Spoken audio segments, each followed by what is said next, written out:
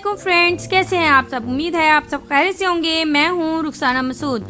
तो फ्रेंड्स, तस्वीरों से आपको अंदाज़ा हो गया होगा कि आज मैं आपको सिखाने जा रही हूं 4 किस्म के बालों का डिज़ाइन जो है पोनीटेल।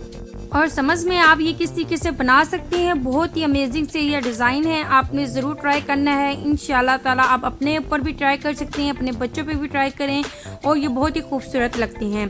ठीक है फ्रेंड्स, इससे पहले मेरे चैनल को सब्सक्राइब, लाइक एंड शेयर करना मत भूलेगा। चलिए फ्रेंड्स, बनाना सीखिए कि मैं किस तरीके से बना रही हूँ।